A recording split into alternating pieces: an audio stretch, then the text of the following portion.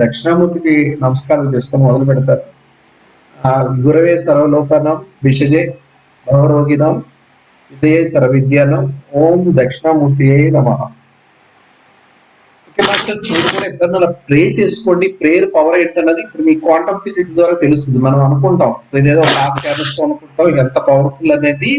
నేను కూడా ఈ సైన్స్ తెలుసుకున్న తర్వాతే భక్తి అనేది నాకు మొదలైంది. సైన్స్ తెలియదు, నేను భక్తిలో లేను. పిరమిడ్ మాస్టర్లు అందరిలాగే నేను బుద్ధుడు మార్గంలో మనకేం ఇంకే అంటే భక్తికి విరుద్ధంగా ఒక రకంగా ఉన్నాను ఒక స్థాయిలో. అయితే బుద్ధుడిది కరెక్టే, ఫిలాసఫీ తప్పేం కాదు. కాకపోతే ఆ కెపాసిటీ మనకు ఉండాలి కదా.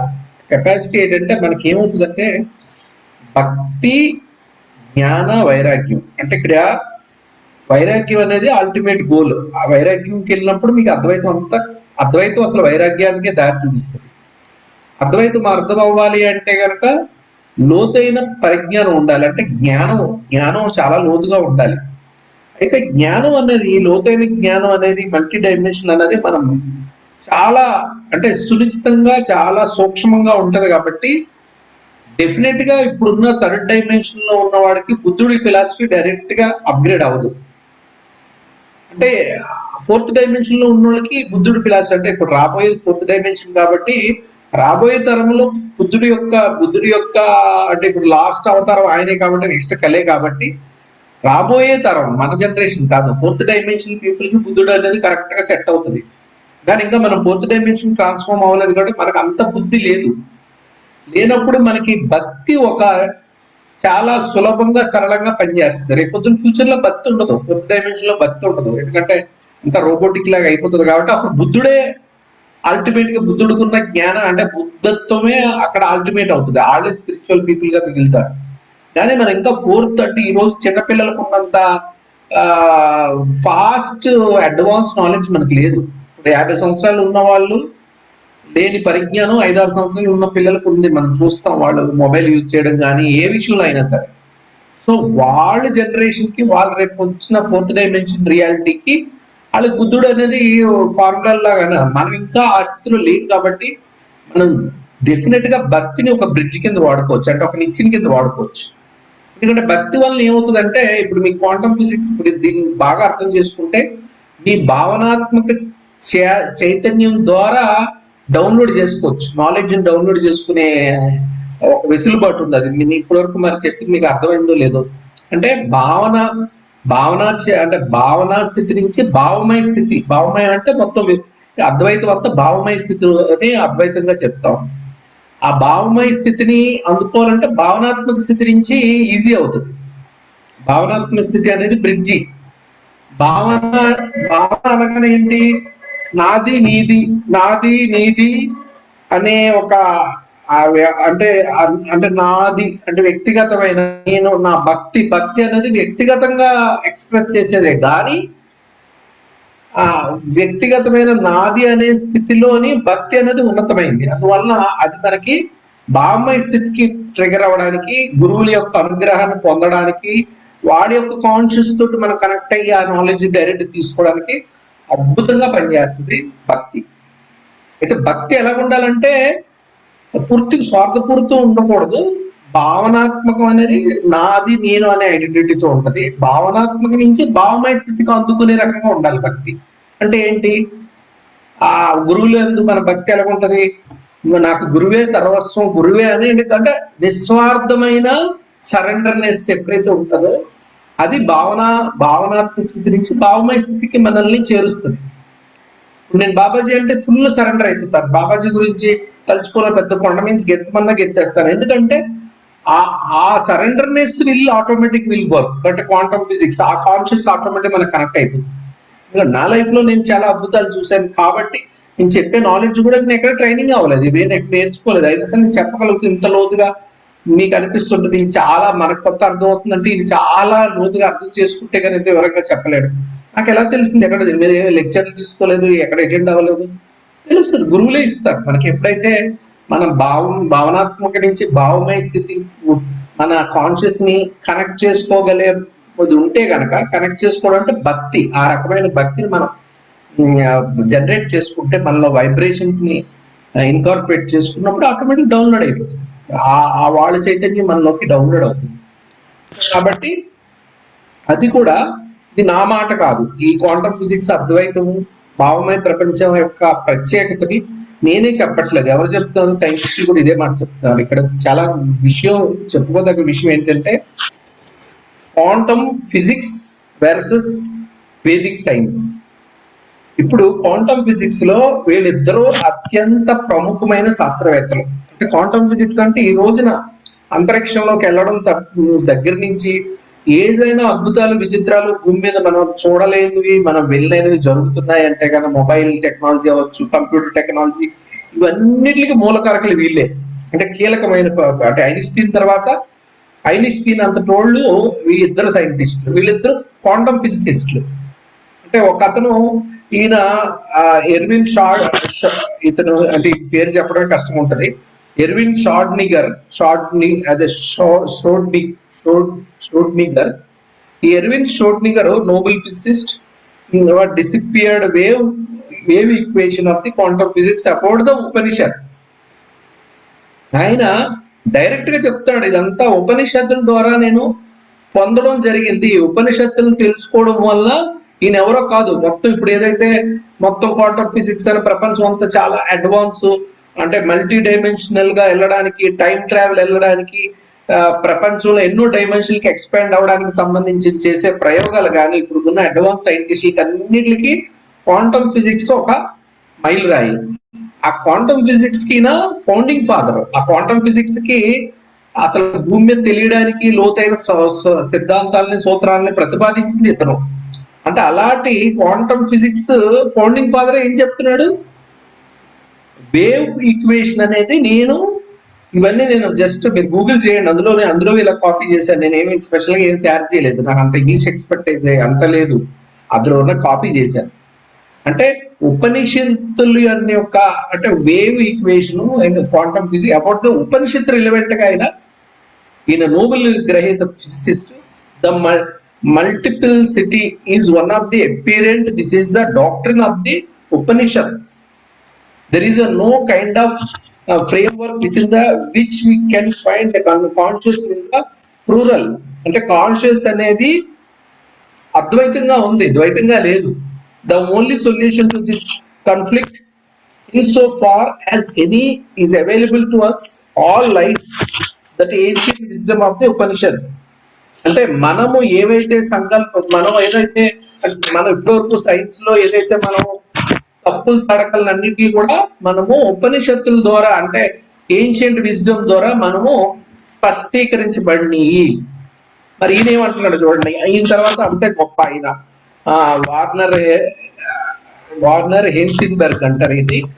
After the conversation about the Indian philosophy, some of the ideas of the quantum physics that had seemed so crazy suddenly made much more sense. He found the quantum physics naturally the fundamental unified reality taught by the Advaita Vedanta. ఈయన తర్వాత అంతే ఈయన కూడా Nobel గ్రహీత. ఈయన కూడా ఏమంటున్నాడంటే, నేను ఈ ఇండియన్ ఫిలాసఫీ గురించి తెలుసుకోవడం లేదా దానికి సంబంధించి చేసిన చర్చల ద్వారా దీని యొక్క నేను ఊహించలేని ఒక అసాధారణ అద్భుతమైన ప్రతిపాదనని నేను తెలుసుకోగలిగాను, వాటిని ప్రూవ్ చేయగలిగాను అంటున్నాడు ఈయన హెన్సింబర్గ్ అన్నతను. అంటే ఫర్ యువర్ కైండ్ ఇన్ఫర్మేషన్, ఈయన రవీంద్రనాథ్ ఠాగూర్ తోటి డిస్కస్ చేస్తాడు, అంటే ఫిలాసఫీ గురించి, అద్వైతం ఫిలాసఫీ గురించి రవీంద్రనాథ్ ఠాగూర్ తో. అంటే మనం అనుకుంటున్నాం మన దగ్గర ఋషులు యోగులు సైలెంట్ గా ఉన్నారు, కానీ నోరెత్తితే వాటితో ఈ సైంటిస్టులు పెద్ద పెద్ద వ్యవహారాలే నడిపించేశారు, మొత్తం ప్రపంచంలో కొత్త సృష్టినే చేయగలిగారు. దానికి అంటే మనకి సృష్టించగలిగే దానికి మించిన జ్ఞానం మన ఋషుల దగ్గర యోగుల దగ్గర. ఇప్పుడు రవీంద్రనాథ్ ఠాగూర్ అంటే ఒక మహాతత్వవేత్త, కవి. అలాంటిది ఆయన చెప్పిన దానికి నేను ఇంత ఇన్స్పైర్ అయితే హిమాలయ యోగులకి వెళ్తే వీళ్ళంతా మొత్తం మన భూమి మీద సృష్టినే మార్చేయచ్చు సుమా. అంటే నేను చెప్తున్నాను ఏంటంటే, పదే పదే మొత్తుకుంటున్నాను బాబు, సనాతన ధర్మం అంటే ఆషామాషి కాదు, చాలా లోతైన ఋషులు కనిపెట్టిన మహా తత్వజ్ఞానము, మరో ప్రపంచాన్ని సృష్టించగలిగే చాలా పొటెన్షియల్ విజ్డమ్ ఉంది. దాన్ని మనం తీసుకోవట్లేదు, అందుకోవట్లేదు, మనం ఇగ్నోర్ చేస్తున్నాము. ఇలాంటి సైంటిస్టులు వీళ్ళిద్దరూ జర్మన్ సైంటిస్టులే. జర్మన్ సైంటిస్టులు యాక్చువల్గా జర్మనీలో ఏముందంటే ఇది మీకు తెలుసో లేదో, మన ఈ సనాతన ధర్మం గురించి ఎక్కువ మనకంటే ఎక్కువ రీసెర్చ్ దగ్గర ఒక కమిటీ వేసి రీసెర్చ్ చేయించి కొంతమంది సంస్కృతి నేర్పించి దీన్ని రీసెర్చ్ సెంటర్ కింద డెవలప్ చేసి స్టార్ట్ చేసిందే ఎవరనుకున్నారు? హిట్లర్ టైంలోనే చాలా మన ఇంతకాలంలో మనం ఇప్పుడు 2500 సంవత్సరాలు అయిపోయింది ఈ అద్వైతం మీద శంకరాచార్యులు రాసిన సమస్త శాస్త్రాలన్నీ కూడా 2500 మనం ముట్టేకోలేదు. అలాంటిది జస్ట్ ఒక 100 సంవత్సరాలు అట్టి లోపడే దీని మీద విపరీతమైన వర్కౌట్ చేసింది జర్మనీ వాళ్ళు మన ఉపనిషత్తు మీద. ఎందుకంటే అందుకే వాళ్ళకి ఎక్కువ అవగాహన ఉంది వీటి మీద మన బుక్స్ మీద. ఎందుకంటే జర్మనీలో ఇట్లా స్పెషల్ గా వాళ్ళ లైబ్రరీలో దీన్ని ప్రత్యేకమైన విజ్ఞానం కింద పొందుపరచడం వల్ల ఇలాంటి సైంటిస్టులు చాలా మంది రిఫర్ చేశారు. వాళ్ళు చేసి ఎక్కువ మంది జర్మన్ సైంటిస్టులు ఉంటారు, పెద్ద సైంటిస్టులు. ఇప్పుడు ఆల్బర్ట్ ఐన్స్టీన్ కూడా జర్మనీ, ఆయన కూడా. ఈ జర్మన్లు అందరూ ఎలాగే ఓన్లీ జర్మన్లు ఎందుకు సైంటిస్టులు అని నాకు చిన్నప్పటి నుంచి డౌట్ ఉండేది. ఎందుకంటే నేను చిన్నప్పుడు ఎక్కువ నాకు అవేర్నెస్ ఉంది సైంటిస్టులు ఎక్కువ జర్మన్లు ఎందుకుంటారంటే వాళ్ళకి అప్పుడు అంటే ప్రపంచాన్నంతా టెక్నాలజీతో ఉర్రూతులు ఊగించిన హిట్లర్ అప్పుడు ఎక్కువ సేకరించి వీటి మీద మన సంస్కృతం మీద ప్రత్యేకంగా రీసెర్చ్ స్కీములు పెట్టి దాన్ని ఎంతవరకు జర్మనీలో తర్జుమా చేసి వాళ్ళ బుక్స్ లో ఎక్కువగా మన ఇన్ఫర్మేషన్ ఎక్కువ సైంటిఫిక్ అంటే లాజికల్ ఆస్పెక్ట్ లో వాళ్ళు ఎక్కువ అనలైజ్ చేశారు. కాబట్టి ఆ లైబ్రరీలో చదివిన ఇలా కొంతమంది మొత్తం ప్రపంచ తలరాతనే మార్చగలిగారు. ఇది ట్రూత్. అయితే ఇప్పుడు నిన్న దానికి కంటిన్యూషన్ ఏంటి? అద్వైత అంటే non dual. Vedanta end of the Vedas. Vedanta అంటే దీని మీనింగ్ గూగుల్ చేయండి, అందులో వస్తుంది. సంస్కృత్ లో దీని అర్థం వేదాలకి అంతమైంది. వేదం అంటే ఏంటి? తత్వజ్ఞానం. తత్వజ్ఞానానికి ఇంకా ఇంకా ఇంకా ఇంకా అక్కడి నుంచి దాటిన జ్ఞానం లేదని ఇక్కడ conclusion of the sacred wisdom. ఇంకా కంక్లూజన్ ఏంటంటే ఇంకా హైయెస్ట్ అల్టిమేట్ విజ్డమ్, ఈ నాన్ డ్యూయల్ విజ్డమ్ అద్వైత వేదాంతం అనేది నాన్ డ్యూయల్ హైయెస్ట్ విజ్డమ్. ఇక్కడ ఏంటుంది? ఒక సర్కిల్ ఉంది, ఒక స్క్వేర్ ఉంది. Apparently two. మనకి ఆ రెండు వేరువేరుగా ఉన్నాయి, కానీ అవన్నీ రెండు కలిపి ఒకటే. ఒక దాంట్లోంచే రకరకాలుగా ఏర్పడుతున్నాయి. The non dual nature or reality one without a second. అంటే వేరువేరుగా కనిపిస్తున్నాయి. క్వాంటమ్ రియాలిటీలో రెండు ఒకే సమయంలో ఒకటే అయ్యి ఉన్నాయి. కాబట్టి ఇక్కడ ఏంటంటే వన్ సింగిల్ అన్డివైడెడ్ కాన్షియస్నెస్. ఇక్కడ ఏం చూపిస్తున్నారు? Only one thing truly exist. ఇక్కడ ఎన్నో ఉన్నాయి స్పేస్ లో, కానీ ఆ మధ్యలో ఏదైతే డాట్ ఉందో అదే మీరు సూర్యుడు అనుకోండి, చంద్రుడు అనుకోండి, గెలాక్సీ అనుకోండి, లేకపోతే గెలాక్సీలతో ఉన్న యూనివర్స్ అనుకోండి. ఆ యూనివర్స్ లో ఉన్న ప్రతిదీ ఇందులో కనిపిస్తుంది. అందులో ఇవన్నీ ఉన్నాయి. అంటే అందులో ఒక యూనివర్స్ ఉంది, ఆ యూనివర్స్ లో ఆ డాట్ ఉన్న చోట్ల యూనివర్స్ ఉంది, యూనివర్స్ లో గెలాక్సీలు ఉన్నాయి, గెలాక్సీస్ లో పాలపత్తులు ఉన్నాయి, పాలపత్తులో అంటే అదే మిల్కీ వేస్ ఉన్నాయి, మిల్కీ వేస్ లో స్టార్స్ ఉన్నాయి, స్టార్స్ ఉన్నాయి, ప్లానెట్స్ ఉన్నాయి, ప్లానెట్స్ లోని ఈ భౌతికమైన పరిధుల్లోనూ అన్ని ఉన్నాయి. ఇవన్నీ కలిపి ఒకటే. మనం మీకు ఫస్ట్ అద్వైతము అటము అని చెప్పాను. ఎందుకు అటమ్ అనగానే మీకు అటమ్ గురించి బాగా ఎక్స్ప్లెయిన్ చేశాను. అటమ్ అన్నాక అది వస్తు రూపంలో లేదు, అంటే మ్యాటర్ గా లేదు, అది పూర్తిగా ఎనర్జీ ఫీల్డ్ గా ఉంది. అది వస్తువులో మనకు కనిపించినట్టు ఉన్నప్పటికి కూడా అందులో ఉండే ప్రతి అటమ్స్ కూడా వేరే అటమ్స్ తో ప్రత్యక్షమైన సంబంధం కలిగి ఉంది. అర్థమైందా మాస్టర్స్?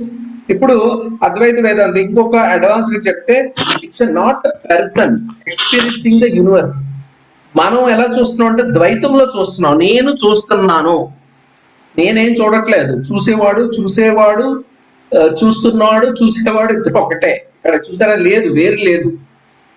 ఈ వేరు లేదు అనే దానికి ఇక్కడ పక్కన the most mind bending idea. ఇదే సైంటిస్టులు అందరూ ఊరికే పొలకించిపోయింది. ఇది ఏంటి? ఇక్కడ గెలాక్సీ ఉంది.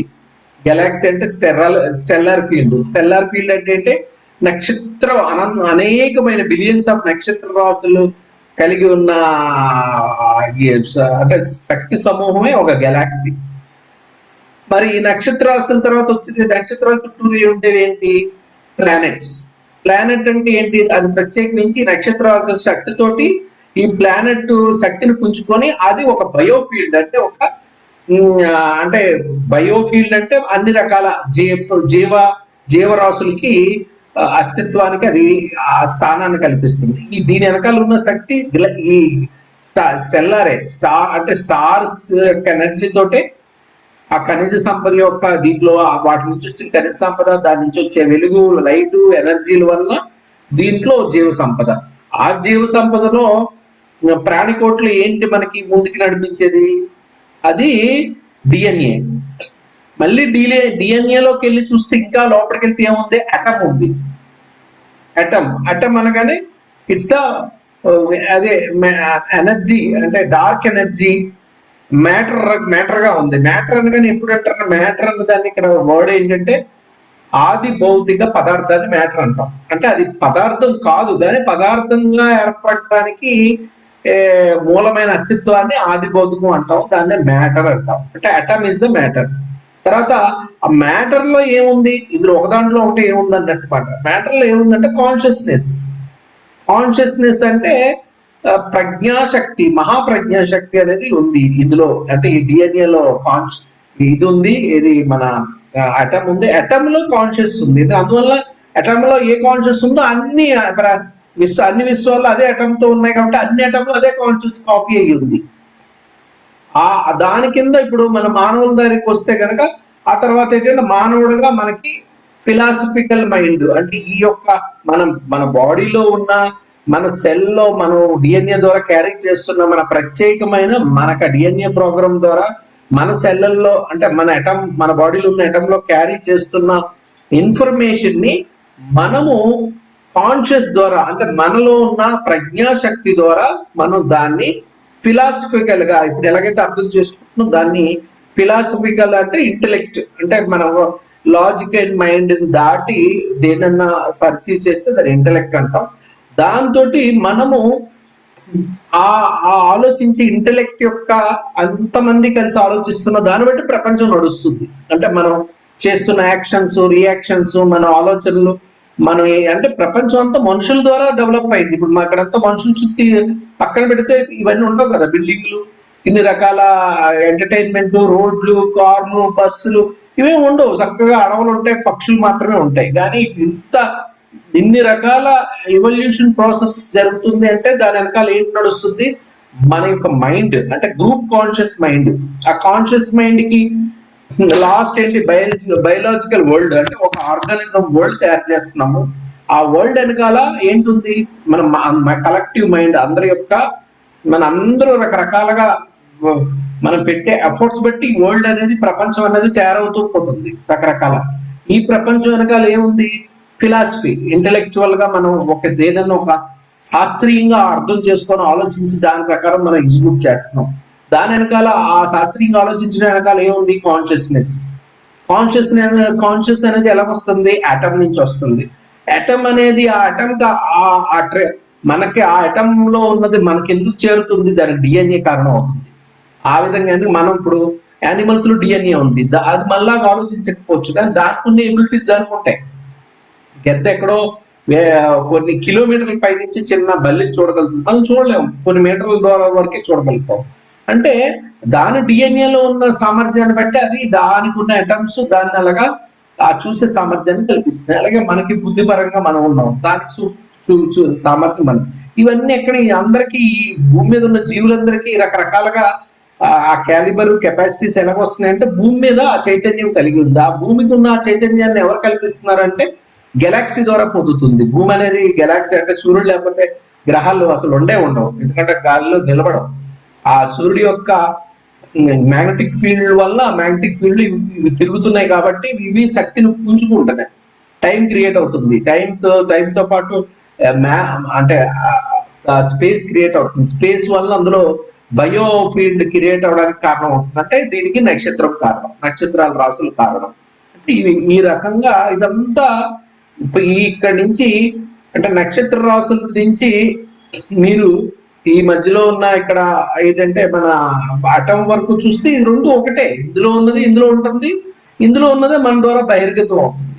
ఇవన్నీ ఒకదాంతో ఒకటిగా ఉన్నాయి, అన్ని వేరువేరుగా లేవు. అదే పక్కన చూపించడం. అద్వైత వేద దీన్నే మనము ఆ కాన్షియస్ నే ఆత్మ చైతన్యం, ఆత్మ చేతన కింద కూడా చెప్తున్నాం.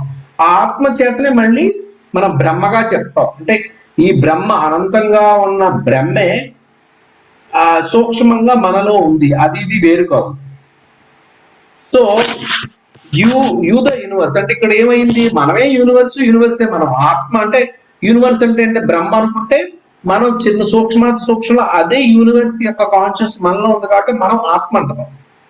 ఆత్మ ఇక్కడ ఏంటంటే ఆత్మ అనేది మనం అనుకుంటే పరమాత్మ అనేది బ్రహ్మ. ఆత్మ బ్రహ్మ పరమ ఆత్మ అంటే ఇక్కడ మధ్యలో ఏంటి తేడా ఉంది? ఆత్మకి కంటే ఎన్నో రెట్లు పెద్దదైతే పరమ అంటే ఎన్నో రెట్లుగా అది పెద్దదై ఉన్నప్పుడు దాన్ని పరమ అంటున్నాం.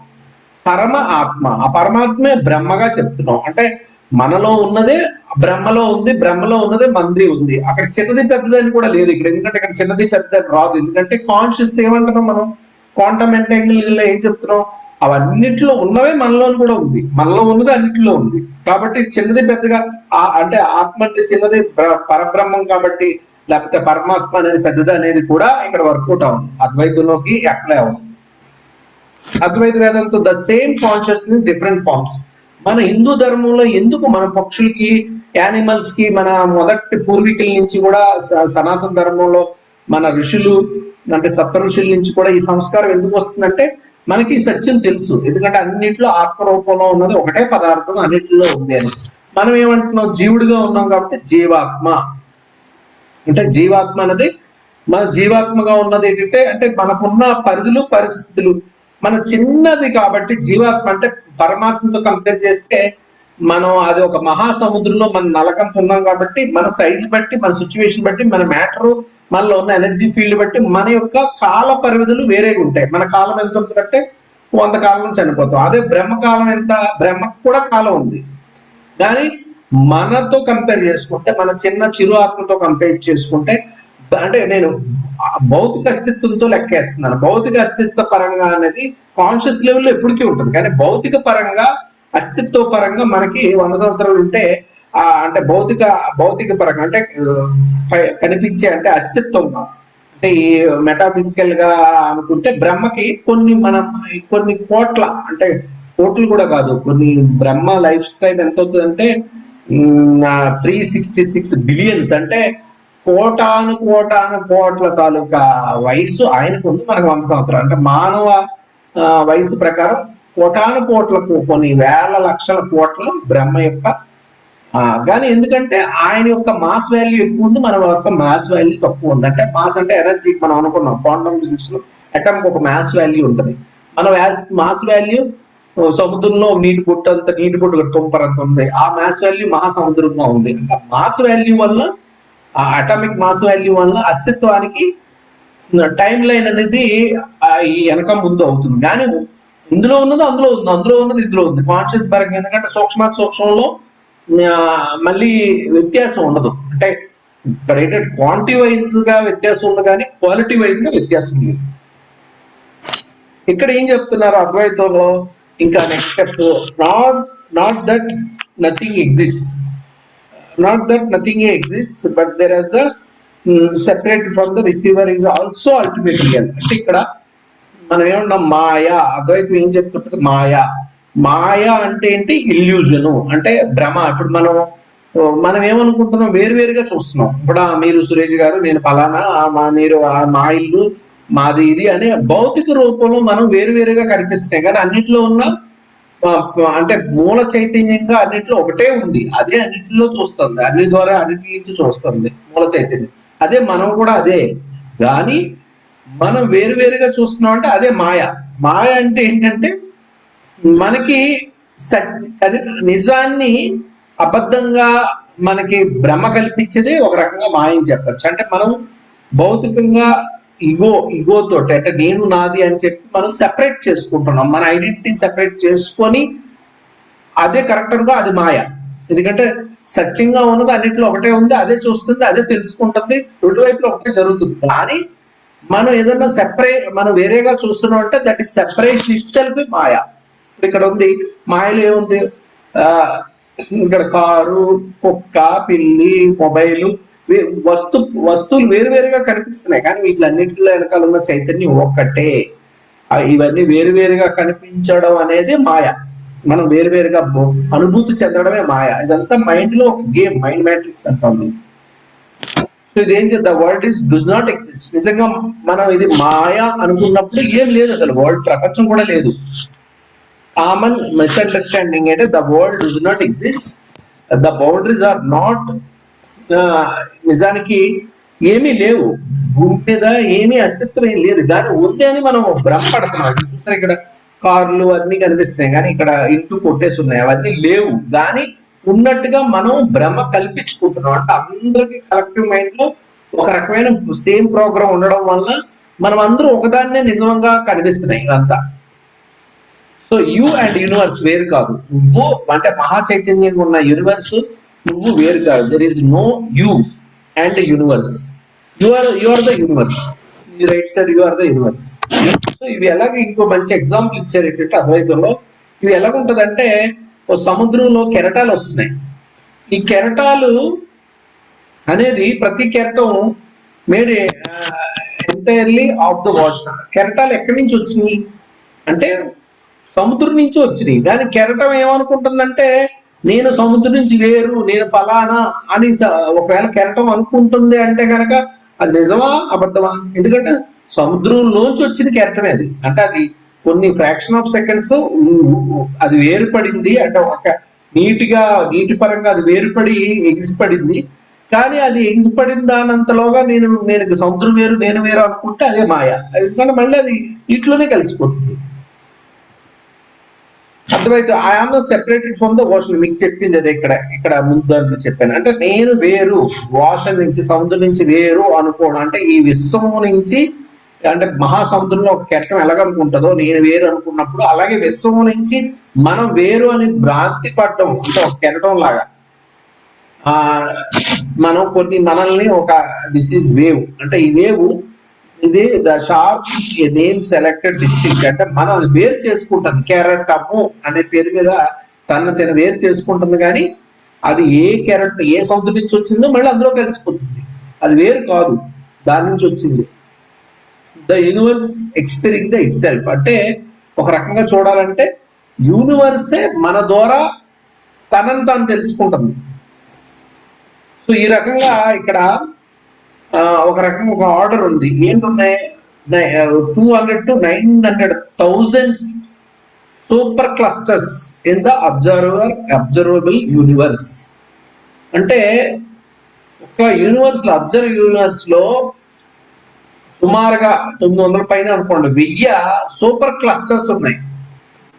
అంటే ఒక్కొక్క క్లస్టర్ లో, అంటే క్లస్టర్ అంటే ఏంటంటే ఇప్పుడు మనం నక్షత్ర రాసుల్ని పాలపుంతలు అన్నాం. అలాంటి ఎన్నో పాలపుంతలు మనకు ఒక గెలాక్సీ అయింది. మరి నక్షత్ర రాసుల్లాగే గెలాక్సీ రాసులు కూడా ఉంటాయి కదా. మహా అనంత చైతన్యంతో నిండి ఉన్న యూనివర్స్ లో నక్షత్ర రాసుల్ని ఎలాగైతే మనం పాలపుంత మిల్కీవే అంటున్నామో, అలాగే గెలాక్సీల యొక్క రాసులు, గెలాక్సీల యొక్క ఒక దగ్గర అన్ని గెలాక్సీలు ఒక దగ్గర ఎక్కువ ఉంటే దాన్ని ఏమంటాం, క్లస్టర్ అంటాం. అంటే ఇక్కడ ఏం చెప్తున్నారంటే అలాంటివి 1000 క్లస్టర్స్ ఒక యూనివర్స్ ఉంటే ప్రతి క్లస్టర్ లో సుమారుగా ఒక 500 వరకు గెలాక్సీలు ఉంటాయట. అంటే ఒక యూనివర్స్ లో డాట్ ఉంది అంటే కనుక అలాంటివి 1000 డాట్లతో ఒక యూనివర్స్ తయారైతే ప్రతి డాట్ లో 500 గెలాక్సీలు ఉంటాయి.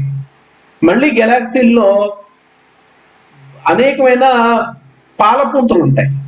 పాలపుంతలు అంటే నక్షత్ర రాసులు ఉంటాయి. మళ్ళీ అలాంటి నక్షత్ర రాసుల్లో మళ్ళీ ఇక్కడ చూడండి 200 నుంచి 400 billion stars in the Milky Way. అంటే దీన్ని మిల్కీ వే గెలాక్సీ అంటే అదే పాలపుంత అంటాం, నక్షత్ర రాసులతో ఉన్న పాలపుంత. దాంట్లో 400 బిలియన్ స్టార్స్ ఉంటాయి. అంటే ఇవన్నీ నేను లెక్కేసుకుంటే పొరపాడైతుంది. దాంట్లో అలాగే ప్రతి ఒక నక్షత్రం చుట్టూరు నేను చెప్పినట్టు మనకు 10 ప్లానెట్లు ఉన్నాయి, పెద్ద నక్షత్రాలు 1000 కొద్ది ప్లానెట్స్ ఉంటాయి. కాబట్టి ఇప్పుడు ఇంకో సైంటిఫిక్ ఎవిడెన్స్ ఏంటంటే రైట్ సైడ్ ఇచ్చినవన్నీ కూడా నేను ఇక్కడ చెప్పాలనుకున్నది ఏంటంటే మన గెలాక్సీలోనే ఇన్ని రకాల మనలాంటి భూములు ఉన్నాయి.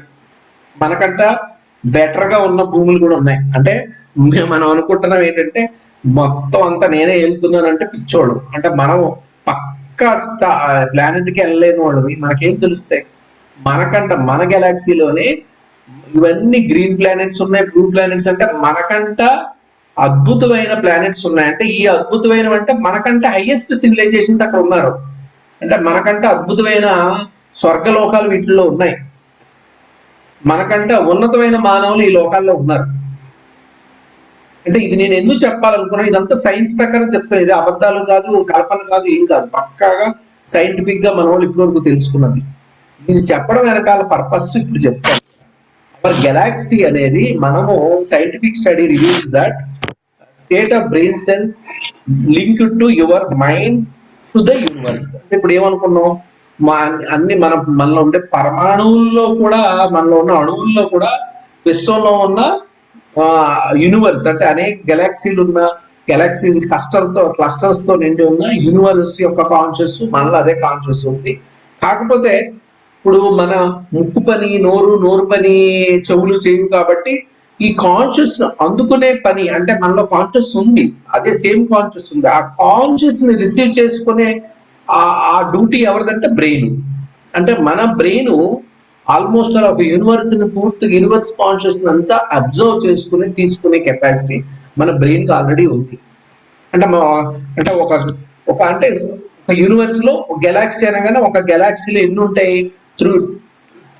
అంటే ఇక్కడ 200 బిలియన్ స్టార్స్ ఉంటాయి. ఒక గెలాక్సీ తీసుకున్నప్పుడు యూనివర్స్ పక్కన పెట్టండి, యూనివర్స్ నే మనం చూడగలిగినప్పుడు యూనివర్స్ లో అప్పుడున్న ఒక గెలాక్సీలోని దగ్గర దగ్గర 250 బిలియన్ స్టార్స్ అన్ని. అంటే ఒక బిలియన్ అంటే సుమారుగా మనం ఏం చెప్తాం అంటే 100 కోట్లు. 200 బిలియన్లు అంటే 100 కోట్ల పక్కన 2 సున్నాలు పెట్టుకోండి. అంటే 10,000 కోట్ల స్టార్స్ ఒక గెలాక్సీలో ఉంటాయి.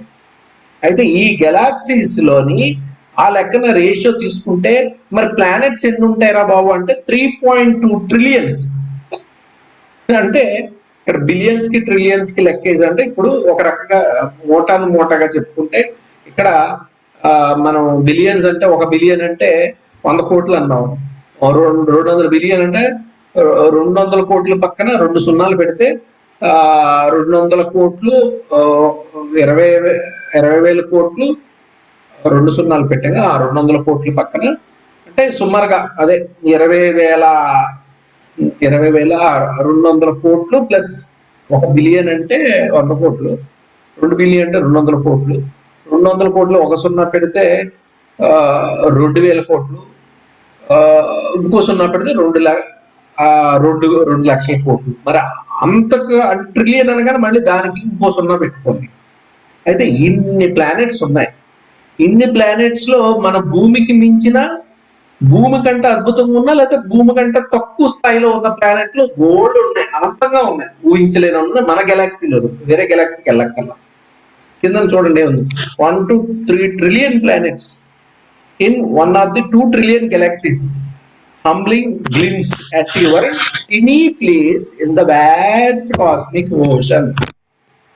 ఉన్నప్పుడు నేను ఇక్కడ ఎందుకు చెప్తున్నా, మనం వీటి యొక్క కాన్షియస్ కనెక్ట్ అయి ఉన్నప్పుడు ఇక్కడ ఈ గెలాక్సీలో అనంతమైన చైతన్యం ఉన్నది, అనంతమైన విజ్ఞానానికి సంబంధించిన బుద్ధిజీవులు ఉన్నాయి, అనంతమైన అసాధారణమైన సామర్థ్యం కలిగిన అనేకమైన ఇంటెలెక్ట్ జీవులు ఉన్నాయి, అంటే సెంటియంట్ బీయింగ్స్ ఉన్నాయి.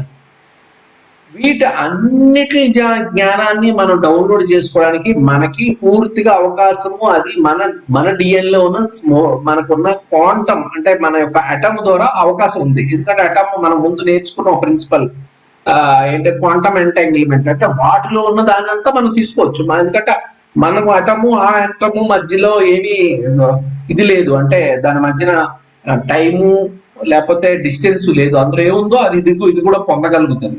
అయితే ఆ రకంగా మొత్తాన్ని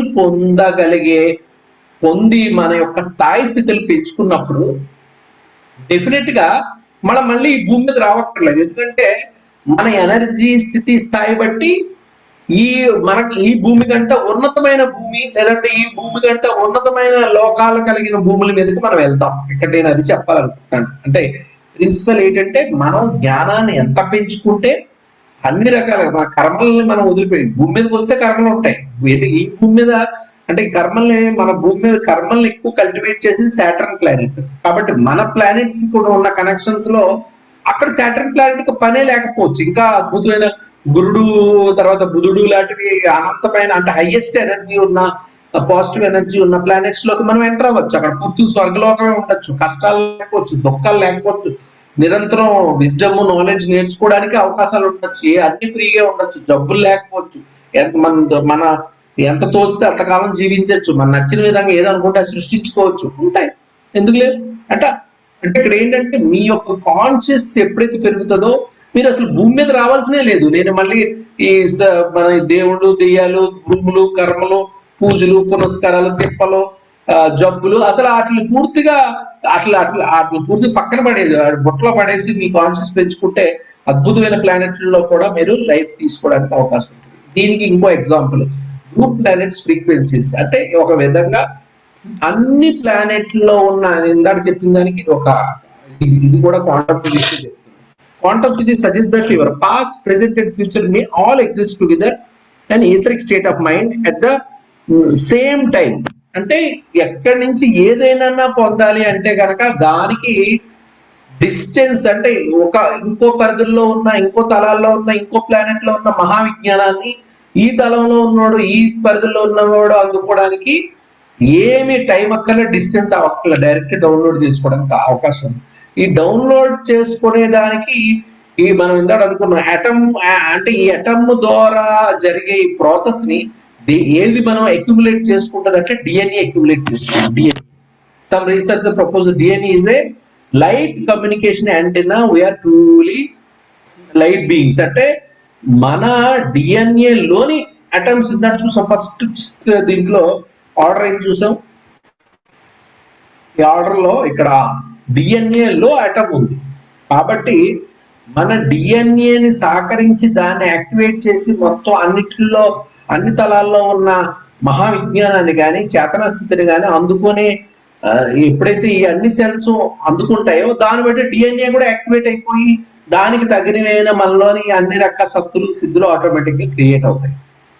సో కాబట్టి ancient philosophy of the non dualism అంటే Advaita Vedanta pioneer of the quantum physics like Erwin Schrodinger formally drew the inspiration from the Upanishad.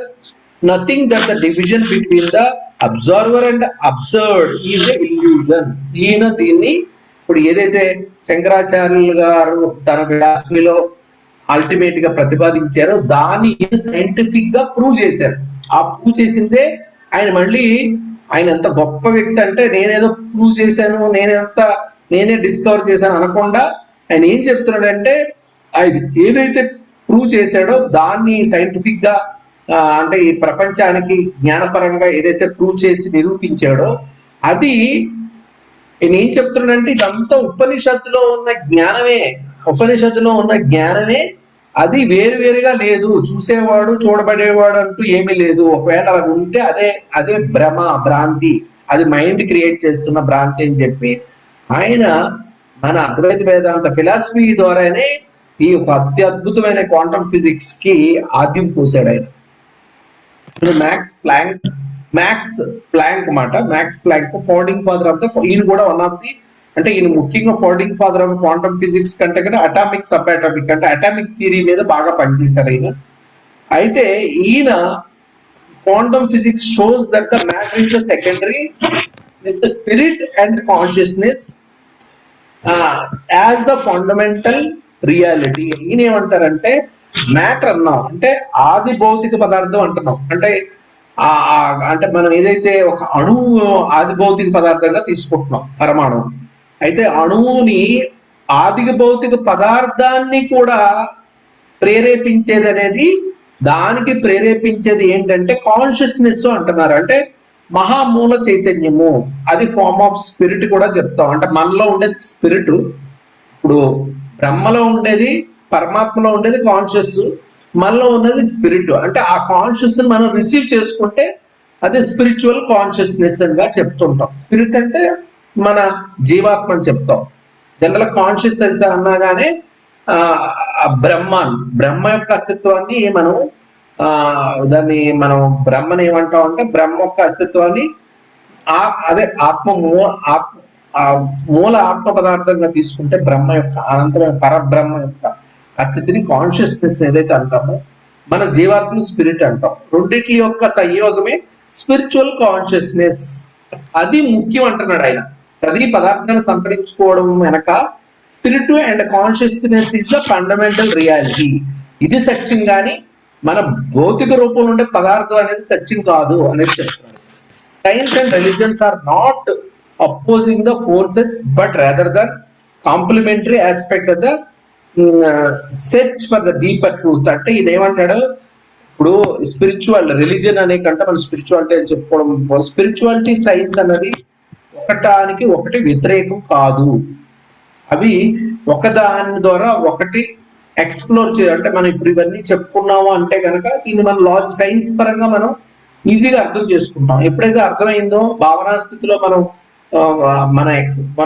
మన భావనా స్థితిలో చేతనా స్థితి మన చేతన అనేది కల్పించబడదో ఆటోమేటిక్ గా భావమయ స్థితికి అంటే మనం అది పొందగలుగుతాం. కాన్షియస్ ని పొందగలిగి మన డిఎన్ఏ యాక్టివేట్ అవుతుంది. మన సెల్స్ ఆ డిఎన్ఏ లోపల ఉన్న అటమ్స్ యొక్క ప్రాధాన్యత అటమ్స్ అన్ని కూడా యాక్టివేట్ అవుతాయి. డిఎన్ఏ సంతరించుకుంటుందో దాన్ని బట్టి మనలో శక్తులు సిద్ధులు అనేది మేనిఫెస్ట్ అవుతాయి. Life after death. So nobody ఇప్పుడు అద్వైత సిద్ధాంతంలో డెత్ అనేది లేదు. ఇది ఓన్లీ అది కూడా అంటే మనం అంటే రెండు లేవు. అక్కడ చావు లేదు, పుట్టుక లేదు. విశ్వమే మన ద్వారా చూస్తుంది. మనమే విశ్వంగా ఉన్నప్పుడు ఇక్కడ సత్యత ఉంది, ఎవడు బతికేది లేదు. బతికి చావడం అనేది కూడా ఇల్యూషన్. అంటే క్వాంటమ్ ఫిజిక్స్ చెప్తుంది nobody dies, death does not exist.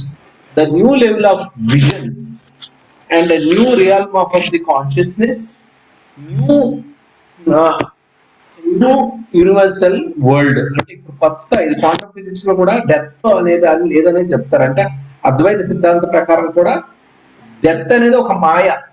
ఏదో మనం చచ్చిపోయాం అంటే మనం ఎప్పుడైతే వేరు అనుకున్నప్పుడు మనకు కొన్ని పరిస్థితులు అహంతో మనకు ఒక అడ్రస్ క్రియేట్ చేసుకున్నప్పుడు ఆ అడ్రస్ లేదు. కానీ అసలు అడ్రస్ కే జాగా లేదు. అంతా అడ్రస్ పరమాత్మే ఒక అడ్రస్ అయినప్పుడు మనకి ప్రత్యేకమైన మనం అడ్రస్ అని ఎలాగనుకుంటాం? మొత్తం అంతగా ఉన్నదే చైతన్యం అయినప్పుడు ఆ చైతన్యంలో భాగంగా మనం ఉన్నప్పుడు మన చైతన్యం ఉన్నప్పుడు మనం భ్రాంతి పడుతున్నాం. నేను ఉన్నాను చనిపోయాను అన్నది రెండు ఒకటే, రెండు ఒక కాన్షియస్నెస్. డివైన్ నేచర్స్ యాన్సిస్ట్రీ, దీన్ని నేను డిఎన్ఏ అని పెట్టాను. Your DNA is not just biology or body cells, memory by our inherent lineage. It is a forgotten library rising again now. అంటే ఇక్కడ ఏమవుతుందంటే మనము మన బాడీలో మనం ఎప్పుడైతే చైతన్యాన్ని జ్ఞానం ద్వారా మన చైతన్యాన్ని పెంచుకుంటామో భావనాత్మకంగా, తద్వారా భావమయ చైతన్యాన్ని మనం తీసుకుంటూ ఉంటామో దాన్ని బట్టి మన యొక్క అవగాహన పెరుగుతూ ఉంటుందో అది ఆ అవగాహన పెరుగుతున్నప్పుడు ఆ అవగాహనకి సంబంధించిన అంటే ఇన్పుట్ అవగాహనకి సంబంధించి కాన్షియస్ తాలూకా ఈ అవగాహన పొందే ప్రాసెస్ ఎక్కడ జరుగుతుంది అంటే మన యొక్క సెల్స్ లో జరుగుతుంది. మనం అనుకున్నాం కదా క్వాంటమ్ ఫీల్డ్ లో ప్రతి సెల్లో ప్రతి చోట ఉన్నదే మనలో ఉంది అంటే కనుక ఎందులో ఉంది? ఆది భౌతికంగా ఉన్న అటమ్ ద్వారా ఉంది. అటమ్ ఆది భౌతికంగా ఉంది కాబట్టి అది ఎనర్జీ పరంగా ఉంది కాబట్టి అన్ని చోట్ల ఉంది. అన్ని చోట్ల ఉన్నప్పుడు అన్ని చోట్ల ఇన్ఫర్మేషన్ దాని నుంచి పొందగలుగుతున్నాం. ఆ పొందిన అలాగ మన లోపలికి ఎప్పుడైతే పొందుతున్నామో దానికి అనుగుణంగా మన డిఎన్ఏ పనిచేస్తుంది. ఆ డిఎన్ఏ ఎప్పుడైతే మారుతుందో ఆ చైతన్యానికి అనుగుణంగా ఆ డిఎన్ఏ అనేది మనల్ని ఆ రకమైనవి క్రియేట్ చేస్తుంది మనలోని.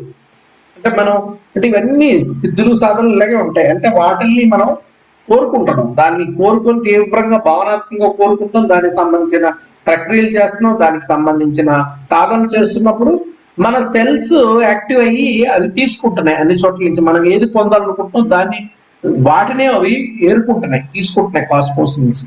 ఎందుకంటే క్వాంటమ్ ఫీల్డ్ లో మనకి అంటే అటమ్స్ ఉన్న స్థాయిలో అది ఎనర్జీ పరంగా ఆది భౌతిక పదార్థ రూపంలో లేదు కాబట్టి దానికి కాలమాన పరిస్థితులు లేవు. అంటే గెలాక్సీలో ఉన్నది ఎక్కడున్నా సరే దానికి సంబంధించిన అది తీసుకుంటుంది. అది తీసుకొని ఎన్నో అటమ్స్ అవన్నీ యాంటీనాలాగా తీసుకుని ఎనర్జీ పరంగా తీసుకుంటూ డిఎన్ఏని పెనట్రేట్ చేస్తాయి. అంటే అటమ్స్ తోనే డిఎన్ఏ తయారవుతుంది కాబట్టి ఈ సెల్స్ లో ఉన్న చైతన్యమే, సెల్స్ లో ఉన్న నాలెడ్జ్, సెల్స్ లో ఉన్న సిద్ధి శక్తుల యొక్క సామర్థ్యమే డిఎన్ఏకి అందజేయబడుతుంది. డిఎన్ఏ పని ఏంటి? ఆ వాటిల్ని మన బాడీలోకి అందించడం. అంటే ఆ శక్తులు శక్తులకి సంబంధించిన బ్రెయిన్ కి అందిస్తుంది. శరీరంలో ఏమన్నా శరీర ద్రాడ్ అంటే ఏదైనా హీలింగ్ కావాలంటే ఆ హీలింగ్ కి సంబంధించి ఇవన్నీ డిఎన్ఏ నుంచే ప్రోగ్రామ్ అంతా నడుస్తుంది. కాబట్టి ఆ డిఎన్ఏకి ఆ మద్దతుని చేకూర్చేదే అటమ్, ఆది భౌతికంగా ఉన్న అటమ్స్ బట్టి డిఎన్ఏ ప్రోగ్రామ్ ఎప్పుడైతే అప్గ్రేడ్ అవుతుందో దాన్ని బట్టి మనలో అన్ని రకాల మార్పులు చైతన్య పరంగా ఏర్పడతాయి. పర్పస్ ఆఫ్ లైఫ్ ఏంటి? పర్పస్ ఆఫ్ లైఫ్ అంటే జీవిత పరమార్థం ఏంటంటే సోల్ ఓవర్ బాడీ. ఇప్పుడు మనకేం అర్థమవుతుంది? మనము ఈ చైతన్య రూపంలో ఉన్న ఆత్మపరమైన అస్తిత్వాన్ని అందుకుంటేనే బాడీలోని అభివృద్ధి జరుగుతుంది. కాబట్టి బాడీని మనం పట్టించుకోవడం కాదు, బాడీ వెనకాల ఉన్న చైతన్య పరిధులు పెంచుకోవడం. ఎనర్జీ ఓవర్ మ్యాటర్ అంటే ప్రతి సెల్ అంటే ఆది భౌతికంగా ఉన్న ప్రతి అంటే అటమ్ ని మనం వృద్ధిపరచుకోవాలి అంటే ఇక్కడ మ్యాటర్ డైరెక్ట్ గా డిఎన్ఏ ఒక మ్యాటర్ అని చెప్పుకోవచ్చు. డిఎన్ఏ అనే మ్యాటర్ పదార్థ రూపంలో ఉన్న డిఎన్ఏ ఒకవేళ అది చైతన్యవంతం అవ్వాలి అంటే గనక మన సెల్స్ అంటే అటమ్స్ ఎనర్జెటిక్ అవ్వాలి. అటమ్స్ యొక్క ఎనర్జీ పెరిగితే ఆటోమేటిక్ గా డిఎన్ఏ యొక్క ఎనర్జీ పెరుగుతూ మనలో కూడా అస్తిత్వంలో కూడా అన్ని మార్పులు జరుగుతాయి. లవ్ ఓవర్ ఫియర్ అంటే దేనన్నా ఫియర్, భయం ఎప్పుడు ఉంటది? మనం కన్ఫ్యూజన్ ఉన్నప్పుడు, డౌట్ ఉన్నప్పుడు, మనము ఏదో నెగిటివ్ గా అంటే నకారాత్మక జరుగుతుందని భావించినప్పుడు. అలా లేనప్పుడు కరెక్టే జరుగుతుంది. అంటే మనము ఫియర్ ని సాధించడానికి లవ్ అనే ఉన్నప్పుడు ఫియర్ ఉండదు. యాక్సెప్టెన్సీ ఓవర్ ద జడ్జిమెంట్ అంటే ఎలాంటి పరిస్థితులను కూడా మనం జడ్జి చేయకుండా అన్నిట్లో యాక్సెప్ట్ చేసినప్పుడు కూడా మన యొక్క ఎనర్జీ స్థితి స్థాయికి పెరుగుతాం. హయ్యర్ సెల్ఫ్ ఓవర్ ద ఇగో అంటే ఇగో అన్నది మనకు అర్థమైంది. అసలు చావు పుట్టుకలన్నీ ఇగోతోటే ఏర్పడుతున్నాయి. మన ప్రతిదాన్ని పరిమితులు పెట్టుకున్న దాన్ని బట్టి మనం కాన్షియస్ యొక్క చైతన్య పరిధులకి దూరం అవుతున్నాం. అందువల్ల ఈగోని పక్కన పెట్టినప్పుడు మహా చైతన్యమే మన యొక్క అస్తిత్వంగా ఉంటుంది. అంటే మన మహా చైతన్యం అనేది దేనికి కలిగి ఉంటుంది? హయ్యర్ సెల్ఫ్ అంటే మన యొక్క స్పిరిట్ హయ్యర్ సెల్ఫ్ అంటాం. అంటే మనం యాక్చువల్గా సోల్ ని హయ్యర్ సెల్ఫ్ అంటాం, పూర్ణాత్మ హయ్యర్ సెల్ఫ్ అంటాము, స్పిరిట్ ని జీవాత్మ అంటాము. కాబట్టి సోల్ హయ్యర్ సెల్ఫ్ ని మనం అందుకునే పరిస్థితుల్లో ఉన్నప్పుడే మన ఈగో అనేది చిన్నగా అయిపోతుంది. ఈగో అంటే పరిధుల్లో ఉంది. మన హయ్యర్ సెల్ఫ్ విశ్వంలో ఉన్న సమస్త చైతన్యాలకు అనుగుణంగా వాటి యొక్క సామర్థ్యాలకి అనుగుణంగా అది తీసుకుంటుంది, అన్నింటినీ తీసుకుంటుంది. అందుకే మన హయ్యర్ సెల్ఫ్ కనెక్ట్ అయినప్పుడు మన పరిస్థితులు అన్ని మారుతాయి. అంటే ఈగోలో ఉన్నప్పుడు నాది నేను ఉన్నప్పుడు అక్కడే పడి ఉంటాం. నాది నేను అంటే నేను ఎప్పుడు అంటాను దేవుణ్ణి నేను ఎప్పుడు ఇది కావాలని కోరుకోను. ఎందుకంటే ఈశ్వరుడు మహా చైతన్యవంతుడు, మహాశక్తివంతుడు, అనంతమైన చైతన్యం, అనంత శక్తి ఉన్నప్పుడు ఆయన దగ్గర కోరుకొని అయ్యా శివ నాకు ఒక 10 కోట్లు ఇస్తే బాగుంటది, నాకు ఇల్లు కొనుక్కుంటాను, అన్ని గాడి బంగ్లా కొనుక్కుంటానంటే ఆయన 10 కోట్లు ఇస్తాడు. ఏమో నీకు 1000 కోట్లు ఎలిజిబిలిటీ ఉందేమో, నీకు ఆ రకమైన కార్యక్రమాలు చేయడానికి నువ్వు ఆ సిద్ధపడి ఉండి దానికి సంబంధించిన తయారుగా ఉండి దానికి విశ్వంలో ఒక మార్పు తీసుకోవడానికి కొన్ని ఖచ్చితమైన ప్రణాళికలు వేసినప్పుడు నీకు 100 కోట్లు వస్తే రావచ్చు, 10 సార్లు 1000 కోట్లు కూడా నీ దగ్గరికి రావచ్చు. కానీ నాది నేను అనుకున్నప్పుడు నువ్వు లిమిట్ గా కోరుకుంటావు. నీకు అంటే నీకు ఉన్న అవకాశాలని నువ్వు దాన్ని లాక్ చేసుకుంటావు. ఎందుకంటే అలా లాక్ అవ్వకుండా ఉండాలంటే ఇవన్నీ ఫాలో అవ్వాలి. ఏంటి? Soul over body, energy over matter, love over fear, acceptance over judgement అనేది నువ్వు ఫాలో అయినప్పుడు higher self over the ego ఉన్నప్పుడు నీకు మానసికంగా మాత్రమే మానసిక పరిధిలోనే ఆలోచిస్తావు, ఇంత అంత అంత. అది లేనప్పుడు, ఈగో లేనప్పుడు అనంతంగా ఆలోచిస్తావు. అంతా నీ ద్వారా అన్ని నీకు అంటే అనంతంగా నీకు ఇవ్వబడచ్చు, నీ కెపాసిటీ బట్టి, నీ ఆలోచన బట్టి, నీ యొక్క పరిధులు బట్టి. కాబట్టి ఎప్పుడు మనం ఇది కావాలన్నప్పుడు అదే దొరుకుతుంది. లేదు మనం ఒక టార్గెట్ పెట్టుకోకుండా మన చైతన్యాన్ని పెంచుకున్నప్పుడు ఎంతో మనకు అనంతంగా కూడా దొరుకుతుంది. Souls come to earth to experience intense contrast, love and loss, joy and pain, power and vulnerability, because of this accelerates learning in the ways that other planets and dimensions can't provide.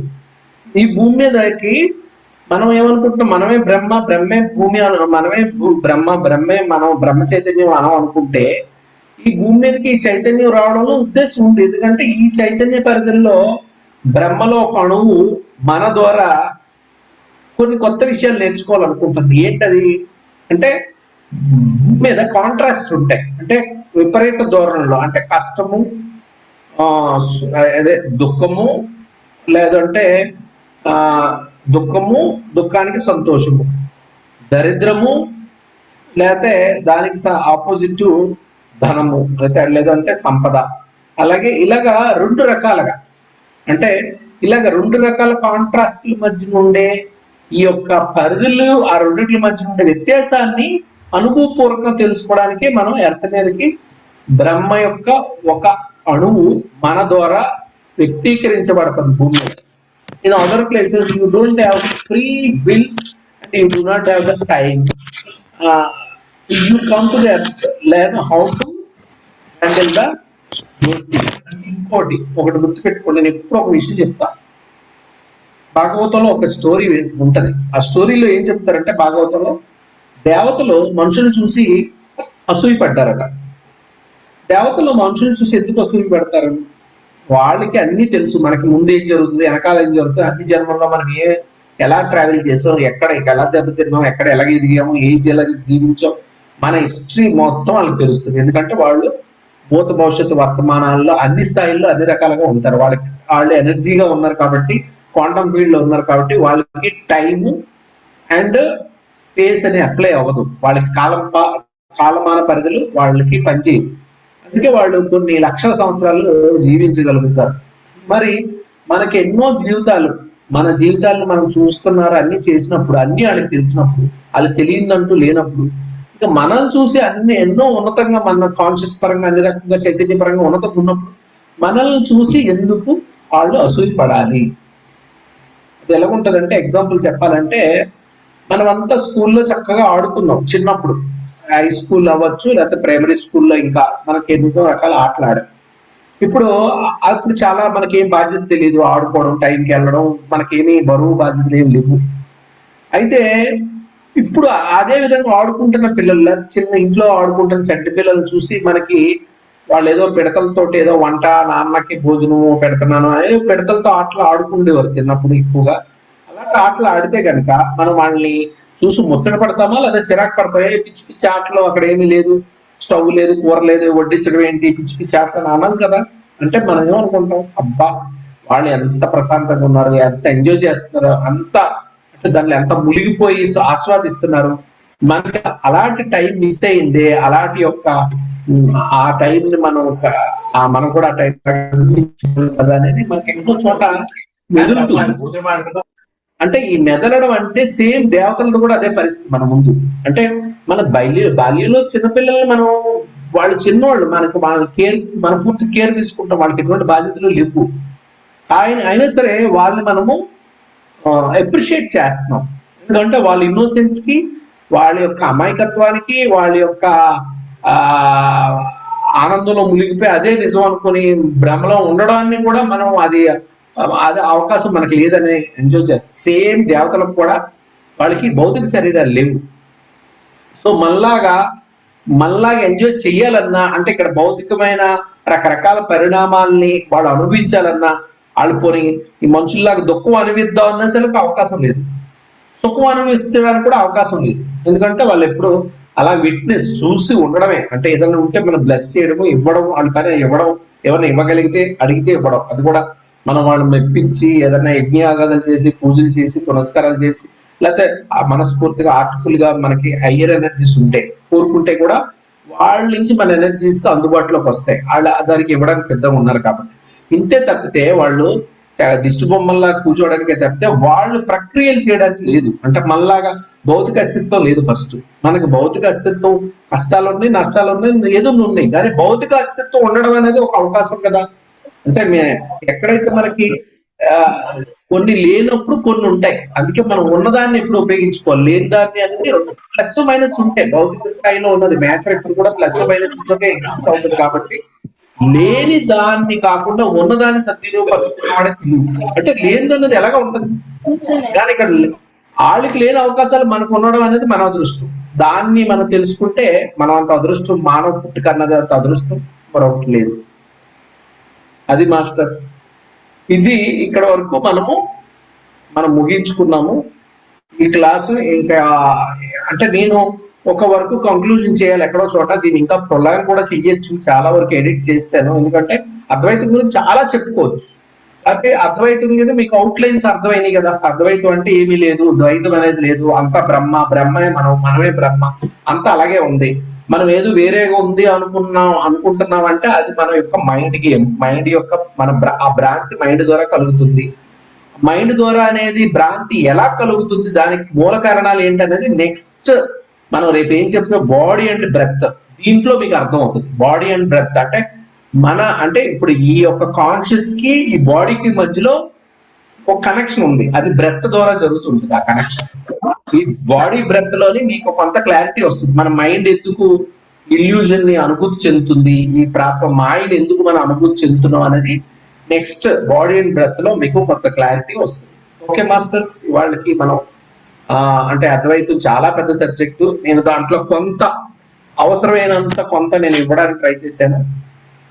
So మనం ఈ రోజుకి ఈ class సరిపెట్టి next body and breath లో మనం కొంత అద్వైతం ఇంకా ఇలాంటి 10 క్లాసులు అవుతాయి, కానీ అద్వైతం ఇంకా మీరు బోర్ కొట్టేస్తుంది. నెక్స్ట్ బాడీ అండ్ బ్రెత్ లోకి వెళ్తే కనుక మీకు తప్పకుండా మరింత అంటే నెక్స్ట్ స్టెప్ ఈ మాయ మీద కొద్దిగా మీకు పట్టు వస్తుంది. అంటే మాయ అర్థం అవుతుంది బాడీ అండ్ బ్రెత్ ద్వారా. అంటే బాడీలోనే మనం మాయ అనేది బాడీ పరంగా అభివృద్ధి చెందుతాం కాబట్టి ఇది విషయం. ఓకే మేడం, హరి ఓం.